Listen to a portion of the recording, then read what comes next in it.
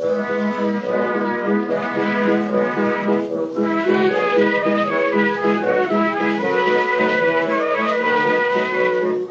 to Loremen, a podcast about local legends and obscure curiosities from days of yore. I'm Alasdair Beckett-King. And I'm James Shakeshaft. And James, I have a deputy guest law person for you. It is the BBC's Danny Robins. Whoa, I knew that already. I know you knew that already. Because I remember when it happened. Yeah, off of Uncanny. Yes, many serious supernatural podcasts. And now plays and multimedia events. And Danny is bringing with him a northeastern tale. It's the Cauld Lad of Hylton. Oh, I'm so cold. Ooh. They must be cold if they're from the northeast. Are you saying because he's not wearing a jacket? They're cold because of the jacket, because of the whole jacket thing.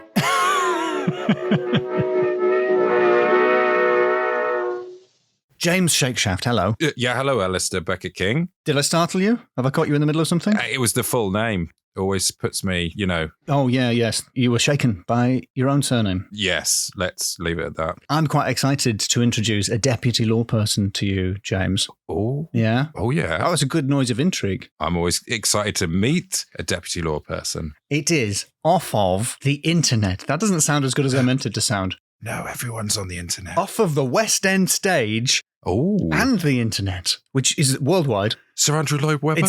Nearly, very nearly. One day. It is of uncanny and haunted fame, the podcasts not being uncanny. And I'm doing this so badly.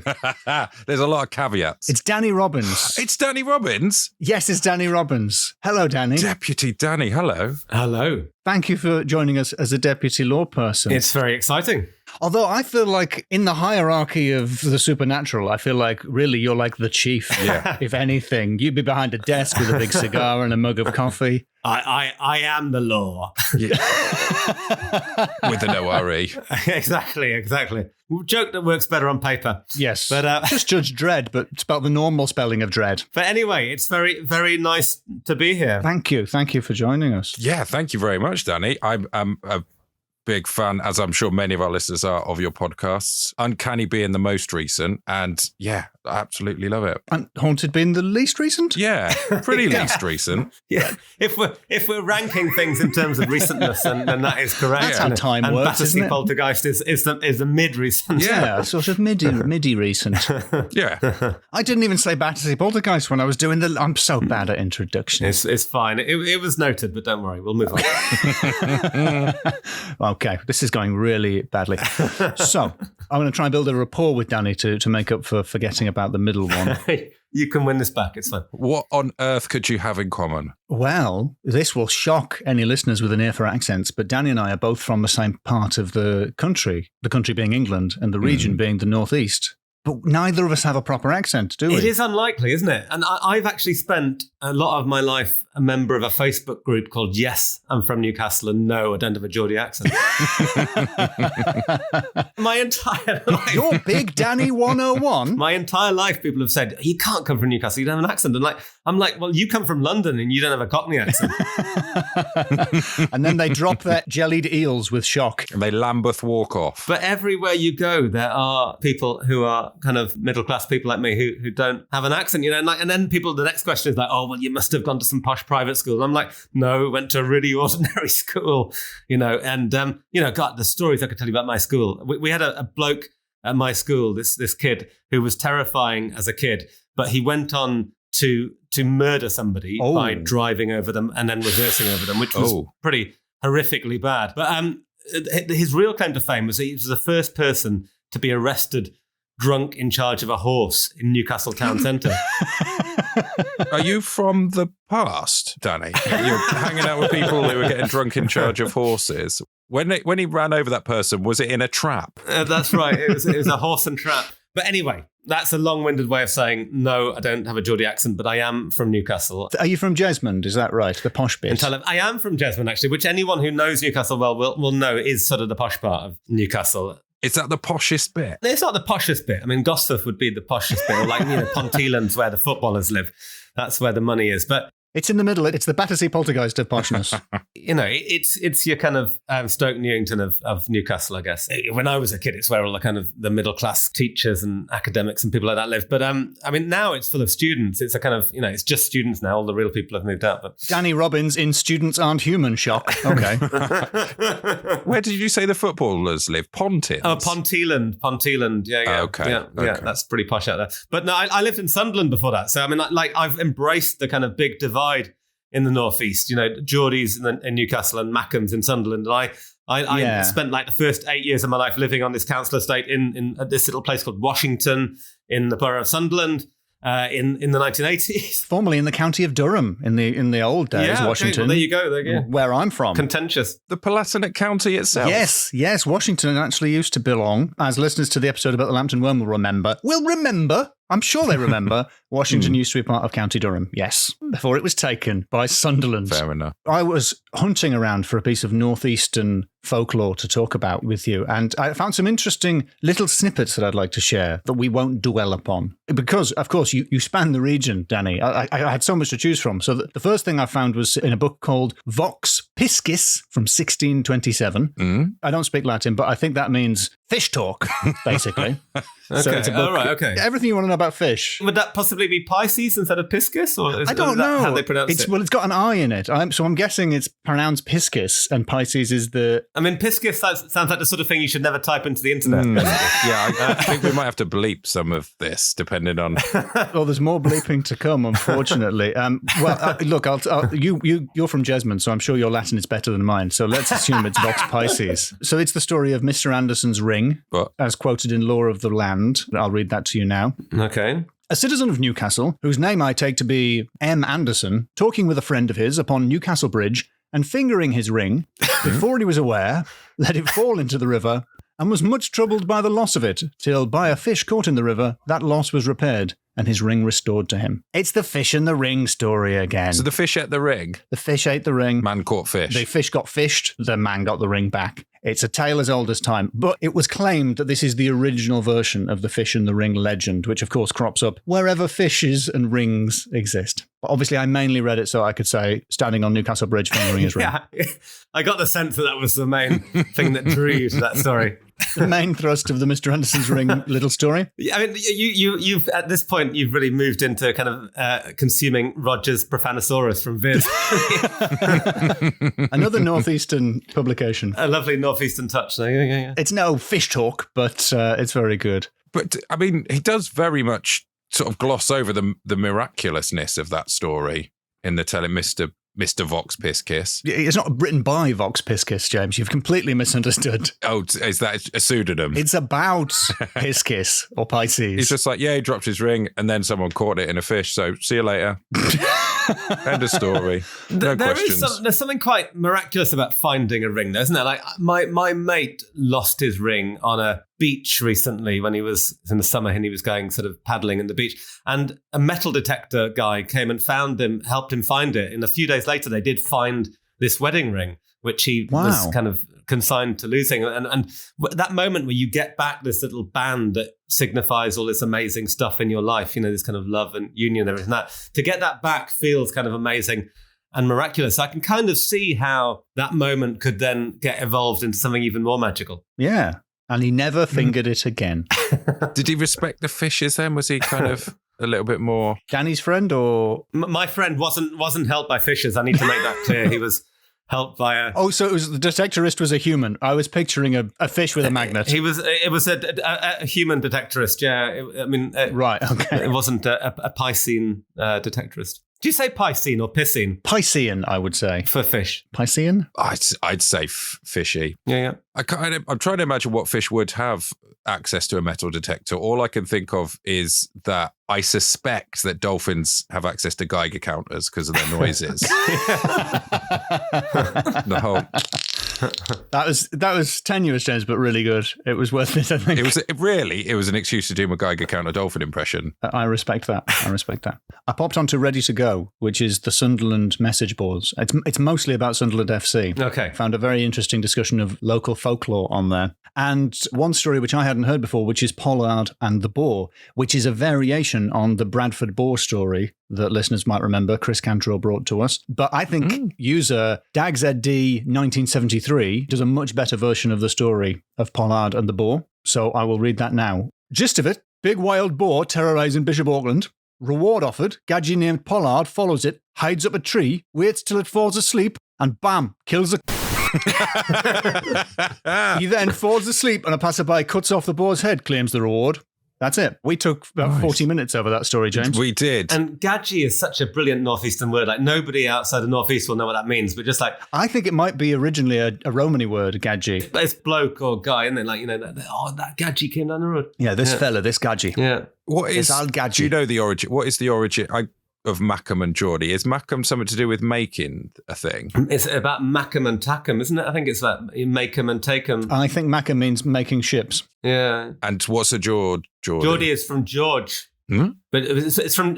Isn't it from George Stevenson? I thought it was. I thought it was from George Stevenson, the original kind of northeastern inventor. I thought it came from that. Geordie's an abbreviation of George, isn't it? It's only that recent. It may be from King George. You think? Was everyone called George? I don't have time to Google this during the podcast. It says it's from the Jacobite Rebellion. Oh, sorry, I just Googled it. It's got a picture of Anton Deck on Wikipedia. So this is authoritative. Oh, yeah, the name originated during the Jacobite rebellion. The Jacobites declared that Newcastle and surrounding areas favoured the Hanoverian King George and were for George. So hence the name Geordie used as a derivation of George. Daddy's not reading that. He's just remembering that from his childhood because he's a time-travelling ghost. You know what, though? I have a Swedish wife and I have learnt Swedish as a result. And actually, there are loads of similarities between the Geordie dialect and Scandinavian languages. And you can see loads and loads of words that are similar. Like the word for child in Geordie is barn, and in Swedish it's barn. The word for home in Geordie is ganin hjem. I'm going home. I'm ganin hjem. And in Swedish you say hem, and I think in Norwegian it is hjem or something like that. They're really similar anyway. It's those pesky Vikings. Yeah, and it's from the Vikings landing there. You know, the Vikings came there, the Norwegians landed there, and like the language has changed less in the northeast than it has in other parts of the country. Because we don't like change. Or chat. Exactly. Don't talk to people from other places. So I'd like to bring you the story that I want to talk about now. I looked through lots of little stories like that. They were very nice and very folkloric, but because you're a ghost guy, Danny, I wanted us to do something that had a bit of a spooky dimension. Do you know anything about the Cauld Lad of Hylton? I didn't know about it before you mentioned that we would talk about it, but I read up about it, and it happened really close to where I grew up. So I grew up on this little council estate in Washington, and it's about 10 minutes drive from Hylton Castle. And I'd sort of managed to get through my life without hearing this story, but it's quite a sad and poignant tale, isn't it? This one, actually, and it really is. This is essentially a comedy podcast, and then every second or third episode is just about a tragic child death. I mean, this is the thing. There's something about child ghosts that's particularly affecting, I think, isn't there? And particularly kind of child ghosts from the past, where this is a child who's been kind of mistreated by some nasty landowner, you know, and I think that, you know, that's very poignant. You were calling it the Cauld Lad there, but I mean, to be real proper Geordies, we should pronounce this as the Cauld Lad, shouldn't we? The Cauld Lad of Hylton. Yeah, the Cauld Lad, and they spell it Cauld, but it is basically this story of this lad, this stable boy called Robert Skelton. And the important thing for everyone listening to know is that everybody in this story is called Robert. And you know, if it was a made up story, you'd have more variation. But this is before everyone was called George, I guess. Yeah, it's the 16th or the 17th century. And I mean, that's the other thing. The details in this story are very vague, and it's morphed across time. But anyway, so this young lad is Robert Skelton, and he's a stable boy for Robert Hylton, who's this baron. And as we all know, that all barons are pretty nasty people. You know, you don't get to be a baron unless you're pretty cruel and mean. And so he's the baron up in Hylton Castle. And depending on who you believe, and when I say who, I'm talking about Wikipedia or the Sunderland Echo. The two great titans of journalism. Exactly. And when I say, I know this story, I'm talking about, I Googled it earlier today. It's either that this lad was having a romantic tryst, to use that old-fashioned word, with the Baron's daughter, or he was just a bit slow getting this horse to the Baron. And for whatever he was doing, whether it was just kind of sort of tardy stable-handedness or kind of romantic lustful longings for a Baron's daughter, he gets punished. And this man, this evil Baron, either whips him with a riding crop, hits him, and somehow kind of breaks his skull, or he decapitates him with a sword, or he runs him through with a pitchfork. And, that's my favourite, because pitchforks feel like kind of a classic staple of horror. Like it's a proper hammer horror thing to use. What you're going to go up to the castle with is always a pitchfork, basically. But anyway, and then, the argument for the pitchfork increases perhaps, because what he then does is he hides this poor lad's body under some straw. And then also later dumps it in a pond or maybe down a well. And you can see again, this is like a choose your own adventure ghost story. There's all these different options about, is it a pond? Is it a well? I don't know. So anyway, he gets put on trial for murder, this kind of baddie, this Robert Hylton. But he manages to produce an alibi and says that the lad fell, or he seriously injured himself, or he sort of tripped over and lands on the pitchfork. And it can happen. And somehow he escapes and gets away with it. And there is apparently, on record, a 1609 inquest that says that this guy, Robert Hylton, was found to have killed somebody with a scythe or something like that. So again, glimmers of possible truth, apparently, according to the things that I'd read. But anyway, it's a classic story, really, that gets to the heart, I guess, of one of the big problems in our country, which is class, and that the rich get away with stuff. And that he was granted a free pardon, he gets away with it, and this poor little stable lad is forgotten about. I thought you were going to go another way when it gets to the heart of a problem with our country, which is lazy stable boys.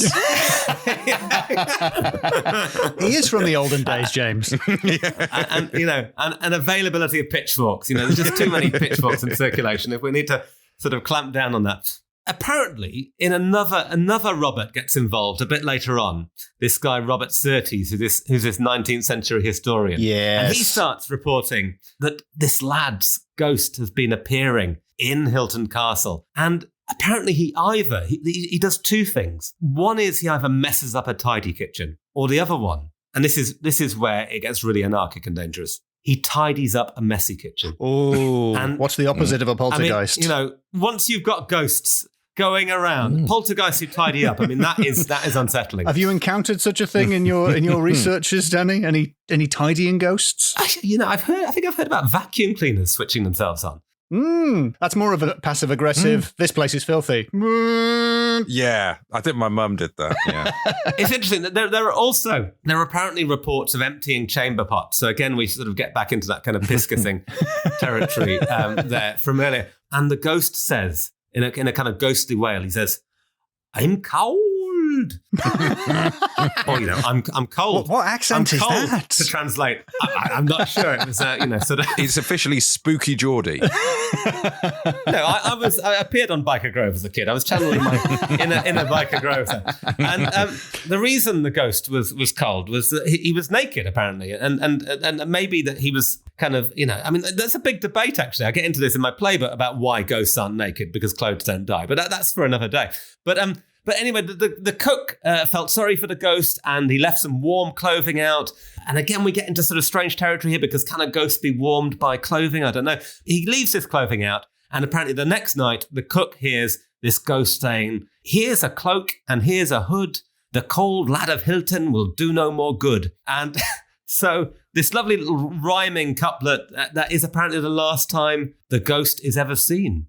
Or is it? Because apparently the Cauld Lad of Hylton has appeared at times since then. Loads more times, yeah. To people like security guards and all sorts, and often appearing in a cloak and a hood. So that is what I know of this story, Alasdair. That is incredible research. I can see that you're impressed by that. And I mean, my ability to read from more than one source on the internet is second to none. So I suspect now that you are going to pick apart my fledgling understanding of this tale and hit me with some real historical facts here. Yeah, now that you've made your opening statements, I get to cross-examine you on all of these people allegedly called Robert. No, what you touched upon, which is exactly right, is that this isn't the story of one ghost. This is about 9 different versions of the same ghost, which are mutually incompatible. And you hit upon all the major guys, all the big Roberts, especially Surtees, whose History of Durham has appeared on the podcast before. But I'd like to start off with a guy called William Howitt. A Billy. Who wrote a book called Visits to Remarkable Places in 1840. And he actually went to Hylton Castle. And this is what he had to say to describe the place. And I don't know what he sounded like, so I'm going to do posh olden days man.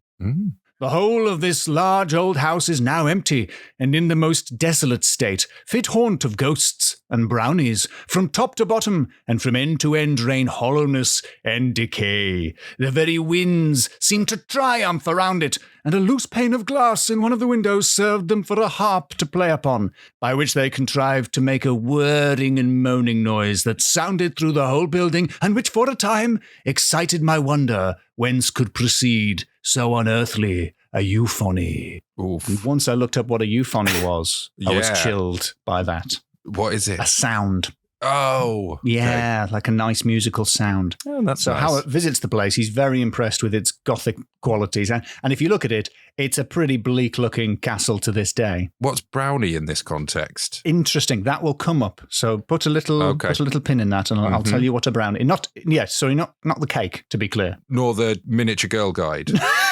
No, indeed, not a girl guide either. The first place he went is the kitchen, which was now home to a poor family. And he's a little bit judgmental about that, whereas I sort of think if you're from Sunderland and you live in a castle, it's kind of annoying to have like a big writer turn up and go like, oh, they were quite scruffy. Like, oh, well, it wasn't a very good castle. That is a bit mean. Like, they're doing pretty well.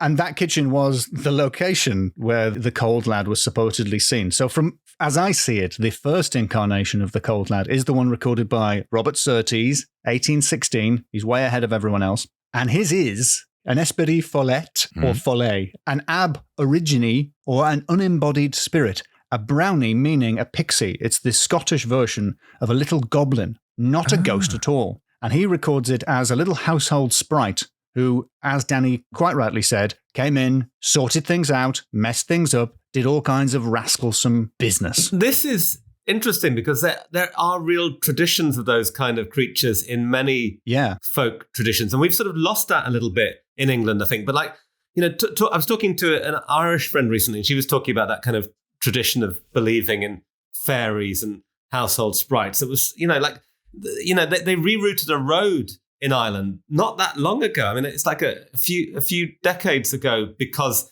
it was going to go over a fairy fort. Yeah. You know, this kind of place that they believe fairies live. And, you know, Iceland, I think, have the same. And like Sweden, where my wife is from, there's this real tradition of Santa Claus. He's this character called Tomten, and he is like a sort of slightly malevolent, mischievous sprite who has little helpers. And if you don't give him a bowl of porridge the night before Christmas, then he will harm your animals. Oh, wow. Oh. You know, so that idea of kind of household sprites who come in and either help or hinder is definitely alive and well. And that sort of leads us back to maybe like the Northeast being slightly different to other parts of England. Like certain things stay alive longer there. Like it's backwards is the word you might use. No, but I mean, I think, you know, like when I was a kid, you know, they used to say that Scots were Geordies with their brains knocked out, and Scots would say Geordies were Scots with their brains knocked out. That was a kind of thing back and forth across the border. But there's a real connection between Scotland and Newcastle. And Newcastle and Scotland are much more similar than Newcastle and England, you know. And you can be in Newcastle and feel like you're in a different country. It does not feel like London, you know.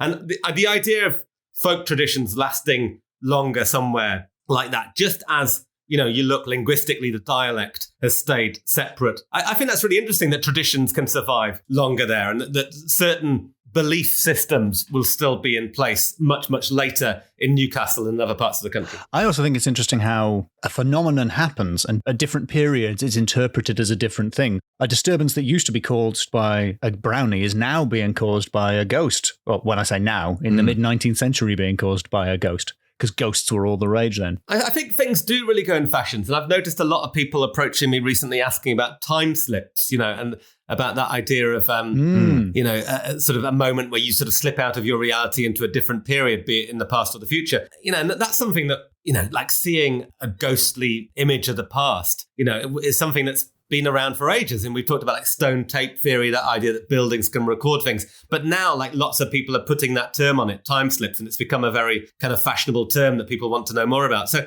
I think, yeah, absolutely. We process unexplained phenomena through the kind of the terms of the day and the reference points, the kind of cultural reference points of the day. I think that's really, really true. The story was changing even by the time Howard arrived. The woman who was showing him around the house gave him a completely different account of the story. He writes that on arriving at a certain chamber, the woman pointed to a cupboard over the door and said, "That is the place where they used to put the Cauld Lad." I replied, "To which he used to retreat, you mean?" "No, no," reiterated she pertinaciously, "where they used to put him."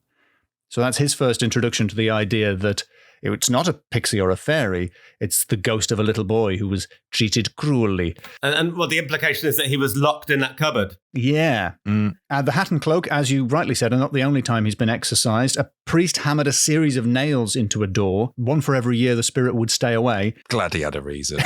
Because they can sometimes, like a priest probably, take the mickey a little bit. Yeah. Oh, no, there was a ghost. And supposedly those nails all dropped out and the spirit keeps returning. You don't get a priest to put a shelf up, is what I'm learning.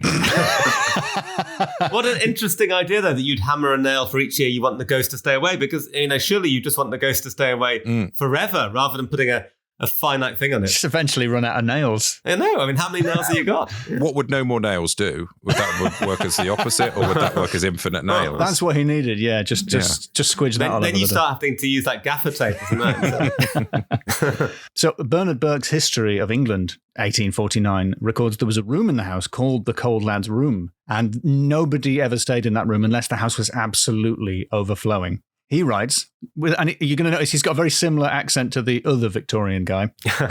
Within the last century, many persons worthy of credence heard at midnight the Cauld Lad's unearthly wailings.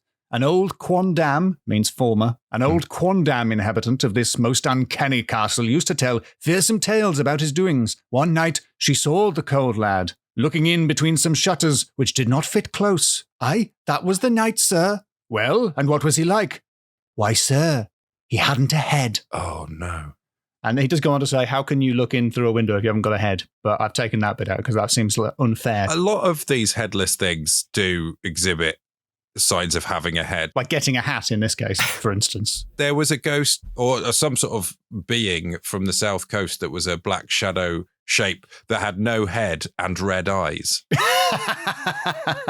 That's good. How do you do that? He turned up and bothered a dairymaid who was sipping cream from a big spoon. Oh, living the dream. He didn't appear. This was an audio manifestation. She heard in her ear, "You taste and you taste and you taste, but you never give the Cauld Lad a taste." Bit pass ag from the poltergeist there. Nice. Wow. She dropped the spoon, never came back into the castle after that. Wow. Now, Howitt, the guy from the start who was obsessed with wind, he asked the question, could we be saying that word wrong? Could cauld, instead of meaning not hot, could it be cowed, C-O-W-E-D, which in the northeast would mean cropped close, i.e. having short hair, or possibly meaning beheaded? That is very, very short hair. Take care going to the barbers, James. I'm also drawn to the fact that there's a hood involved, and obviously another word for a hood is a cowl. I mean, Yeah, the Cauld Lad, perhaps, yeah. Is there any sense that it's derived from there, I wonder? Quite possibly, and I've got one more possible meaning for it, but I'll save that, because the lack of head leads us on to, as I think you did a really good job of it, the Baron Hylton in the early 17th century, Robert Hylton, not to be confused with his relative Henry Hylton, the Mad Baron, or Melancholy Baron. Not a mad or sad baron like the other one. This is a bad baron. No, indeed. He tried to give a stable boy a little warning shot across the bows with a pitchfork, and it went awry. Cut his head off. The Wikipedia account, the popular account of this is misleading. The stable boy's name was, I'm sorry to say, Roger Skelton, as far as I can find. Really? Not Robert Skelton. I hope I'm not blowing anyone's mind there. Oh, wow. Okay. And it is true, though, that Roger Skelton, a young boy, was killed by Robert Hylton, and he did get away with it, and there was an inquest. but the inquest is written in Latin, which is why nobody has bothered checking what it says. And they just go, oh, and he got away with it. It's quite a different story. He was mowing grass with a scythe, and very sadly, he caught the leg of the boy behind him. And it being the 17th century, the boy died because they didn't know what legs were. They couldn't do anything. They did know what legs were. They knew what legs were. They didn't know what medicine was. They didn't know what medicine was. They didn't know what plasters were. Mm-hmm. It does sound like it was genuinely an accident and not the story of the boy who didn't get the horse ready in time. But Burke has two more excellent versions of the story that I really like. One of them is just the Cauld Lad was killed for just being really annoying, which I know will appeal to you, James. He sounds like he carried that on beyond the grave. In this one, he was a prodigious numpty. The best kind. And what happened was that the Baron wanted to ford a nearby river, and he said to the Cauld Lad, can you get through here? Can you ford it here? And the Cauld Lad said, I no problem. And so the Baron went in. The horse nearly drowned. He got back out. He just survived being swept away. He said, what are you playing at, saying you can ford the river here? And he's saying, you can. I saw a duck doing it this morning. Good lad. The good lad of Hylton, more like. They took him away to the Cauld Lad's room, killed him dead. Oh, you could get killed for that in the past. Okay. Yes, and diverse stains of blood appear unto this day in that room, supposedly. And the sexiest version. Mm-hmm. I'm not happy with the way I've segued into it, but I've said it now. By far the sexiest version of it, you also touched on this, Danny, is that Cauld Lad might mean cow herd or cow lad. Okay. And so he's less of a child in this version and more of a hot Sean Bean type. What's he doing to this cow that's so sexy? It's not so much the cow that is the object of his affections as one of the Miss Hyltons, one of the Baron's daughters. She fell in love with him, and the cruel Baron locked her in a closet, not him, and fed her nothing but bread and water until she died. Could take a while. While the young cowpuncher was straight up murdered. Oh. Once again leaving indelible blood spots on the floor of the apartment. And unexpectedly, there's sort of some evidence for this one. And I'm quoting Burke again. This improbable but rather beautiful story is oddly connected with the family portraits at Hylton, one of which represents a lady, young and handsome, of whom, strange to say, there was presented another portrait, exhibiting her in a state of mental derangement. That's weird, isn't it? When someone tags you in a bad photograph on Facebook, it's like, okay, that happens. But to commission a portrait of someone looking dreadful. In a state of mental derangement. That's weird, isn't it? Yeah. That's really a weird thing to do. And is that a portrait that you can see now? Does that still exist? I think not, I'm afraid. But at the time that Burke was writing, it seems that was seen by people. Mm-hmm. I did check up on that. Okay. So it's not said that there was a painting. I think there actually was a painting. It's difficult to do a painting of someone. You know how you get a picture and someone's pulling a bit of a silly face. You can't really do that in a painting because you do have to sit, unless your painter doesn't tell you you've got resting mental derangement face. That is a danger. It's tempting to sort of look at the story as a kind of a parable for what's happened to the Northeast as well, in terms of the kind of way that people in the Northeast have been essentially shafted by the rich or the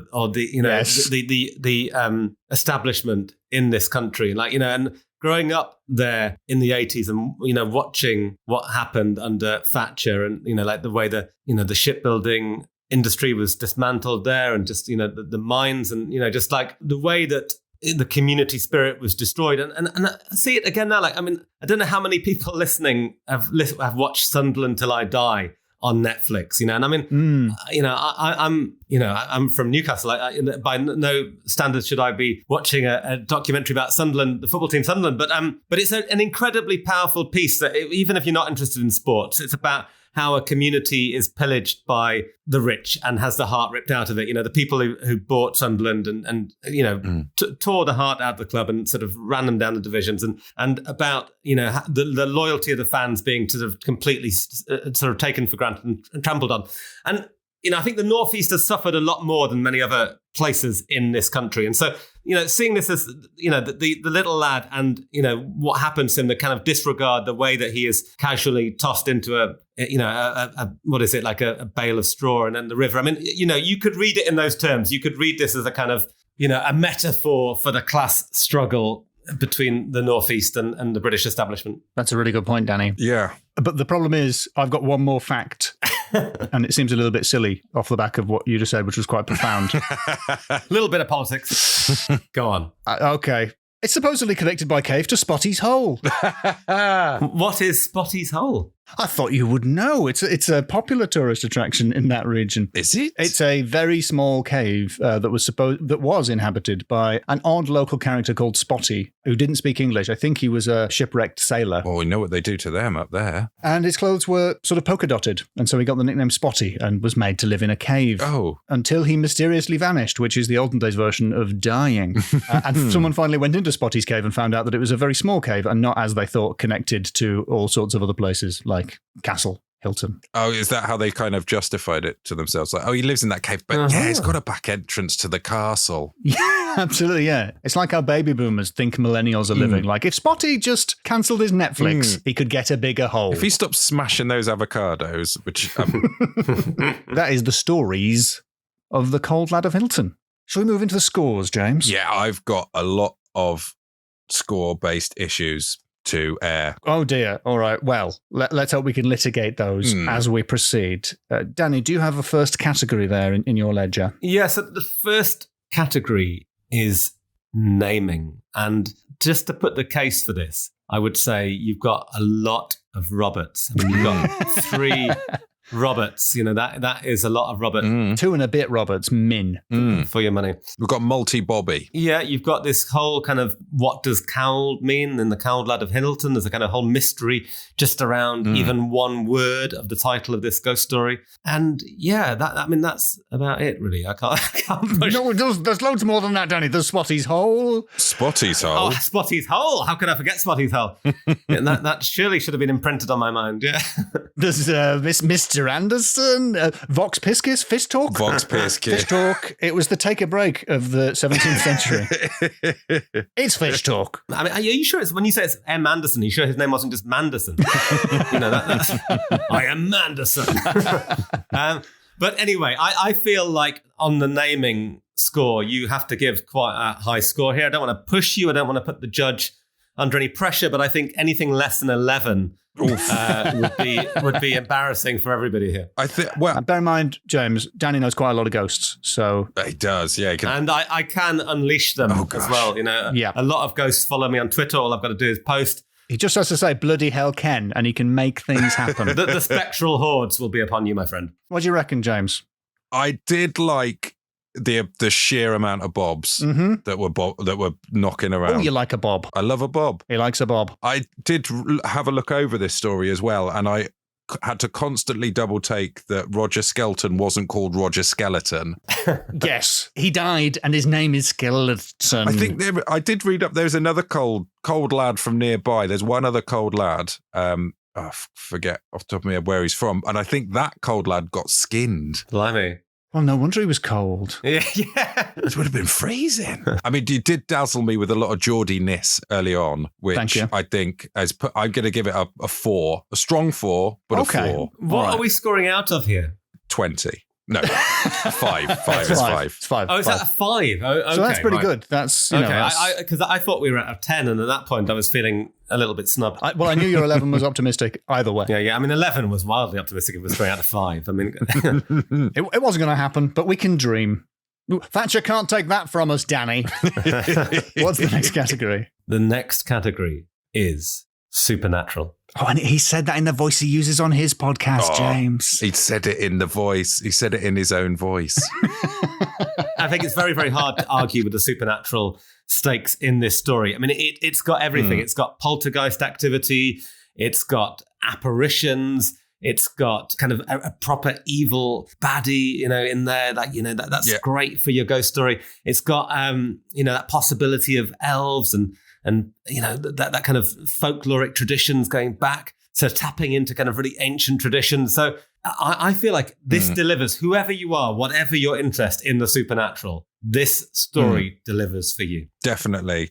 Yeah, this is not subsonic vibrations.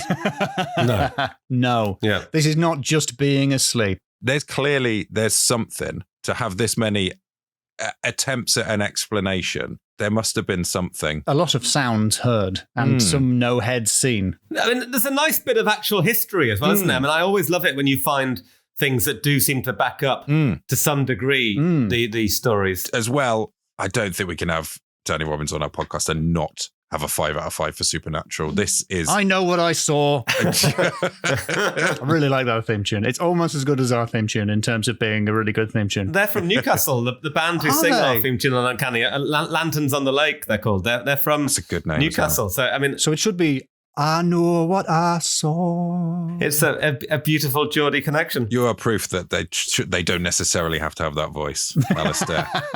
But you know what, though? I true to my roots, I've only used Northeasterners for the theme tunes for my podcast. Like Nadine Shah did the Battersea Poltergeist and Lanterns on the Lake did Uncanny. So there you go. Representing for the Northeast in our theme music. I think you were gearing up towards a 5 there, James. Oh, it has to be 100% a 5. Yes! If I could give more, I would. There's more than 5 Cauld Lads even in this one. I'm glad you said that, James, because the next category is lads. Oh, right, yes. Because, 3 of us, great bunch of lads, and there's so many Cauld Lads. They're so cold and there's so many of them. And you could argue that you can have whatever Cauld Lad you want, again... That sounds... It's like an awful spectral brothel keeper, Danny. Yeah. You can read into this story what you want. So the Cauld Lad can become whatever you want. I mean, I was making a pitch for it being this kind of metaphor for class war. But it could be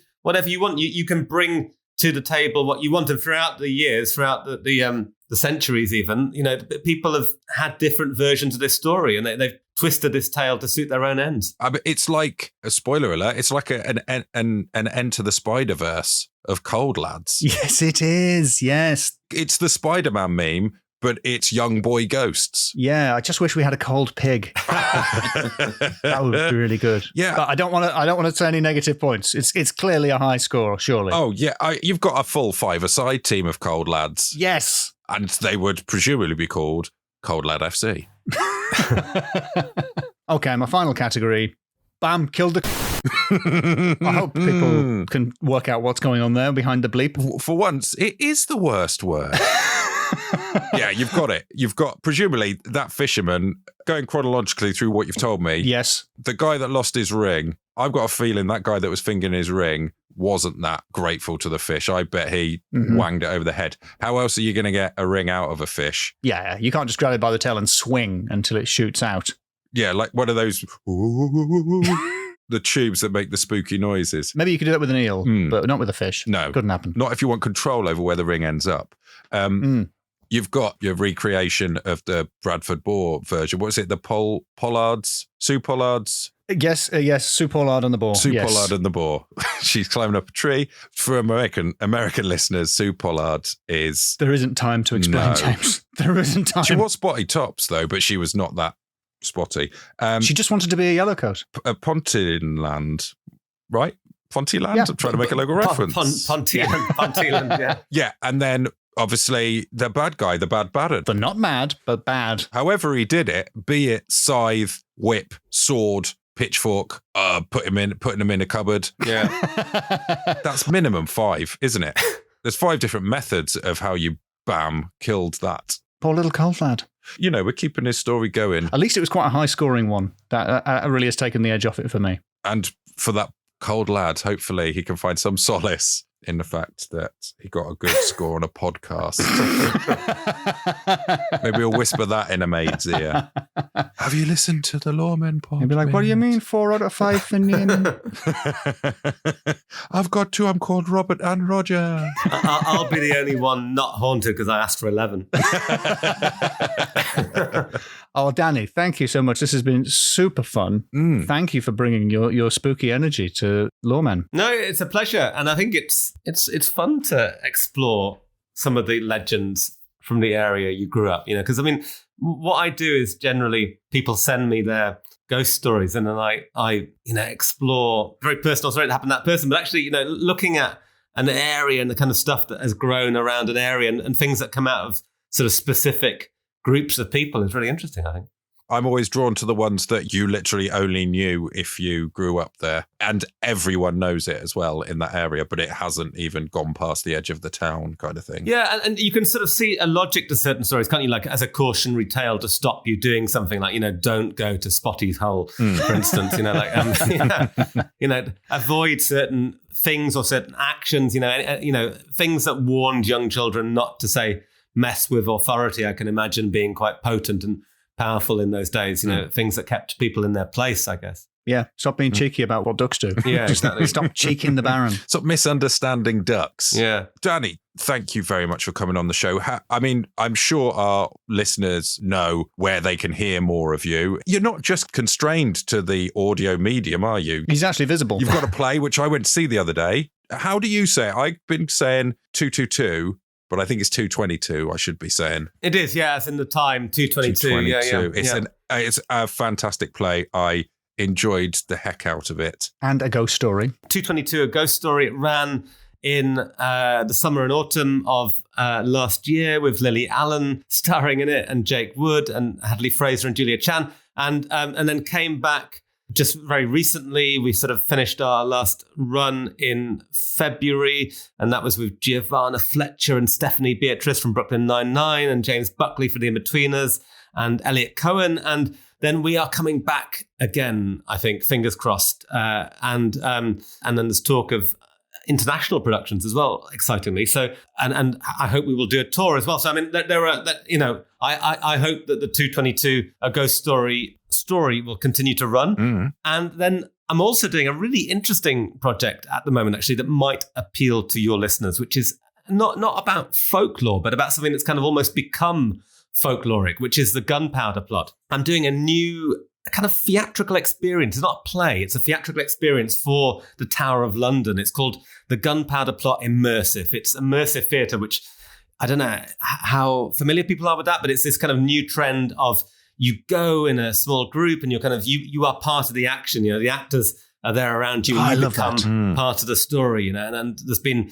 Secret Cinema does that, and there's kind of, there was a Doctor Who one, and a Great Gatsby one. There's been quite a few examples of that recently. This one's even more exciting. It uses virtual reality too. So in some rooms, you kind of use VR goggles and you kind of actually will be in Jacobean London. But I mean, the whole thing feels like you're in Jacobean London. And it's you're a government spy trying to infiltrate the Gunpowder Plot, basically. And that opens in May. So I hope people might come and see that. I think it's going to be a really exciting and dynamic live experience. And it's kind of in these vaults just opposite the Tower of London. So yeah, that's my next big project, I guess. And then, alongside that, we will come back with new audio as well, actually. We're doing a new series like the Battersea Poltergeist, taking one case and telling it through drama and documentary. And we're also coming back with a new Uncanny series as well. So nice. If you like ghosts, I will attempt to make things about ghosts that you like, essentially. This lad's got ghosts. He's got lots of ghosts. He's got hordes of spectres. Thank you, Danny. Thank you very much, Danny. A pleasure. A pleasure.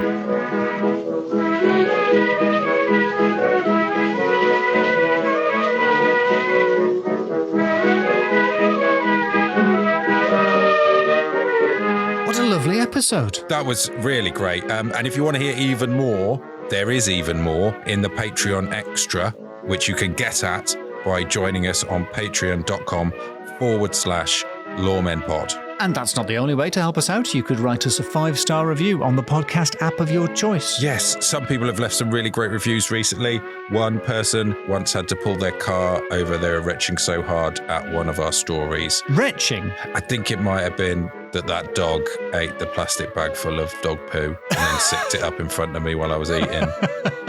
Sorry if you just crashed your car. What did they give us out of 5? Oh, 5 out of 5. It's a good story. I'm glad you've chosen this one. I think it's a really good story. I think it's interesting. There's a podcast in this. That's a huge relief to discover that 45 minutes in.